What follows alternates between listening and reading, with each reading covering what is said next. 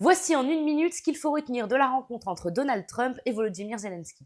À la télé, il ne parle que de ça, mais bon, on sait pas vraiment à quoi ça a servi, alors je vous explique. Cette rencontre, elle a eu lieu lundi, et en plus des présidents américains et ukrainiens, il y avait 7 dirigeants européens, dont Ursula von der Leyen, Friedrich Merz et Emmanuel Macron.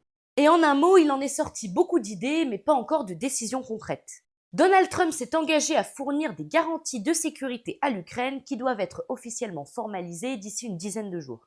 Et ça, c'est le point le plus important parce qu'il s'agit de nouer des alliances qui prévoiraient l'intervention d'un pays tiers en cas d'invasion du territoire ukrainien.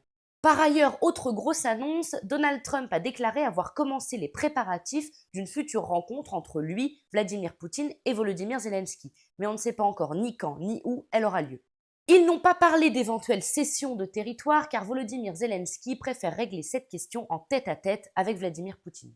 Pour rappel, Moscou avait posé comme condition à un éventuel accord de paix le fait que la Russie conserve les territoires du Donbass conquis au début de la guerre, chose que Volodymyr Zelensky juge inacceptable. Emmanuel Macron, quant à lui, a appelé à augmenter les sanctions contre la Russie en cas d'échec des futurs pourparlers. La Russie de Vladimir Poutine est, je cite, un prédateur, un ogre à nos portes qui a besoin de continuer de manger pour sa propre survie, a indiqué le président français lors d'un entretien sur LCI ce matin. Dites-moi en commentaire ce que vous en pensez. De mon côté, comme d'habitude, je vous tiens au courant. Alors pour ne rien rater, suivez-moi sur YouTube, TikTok et Instagram.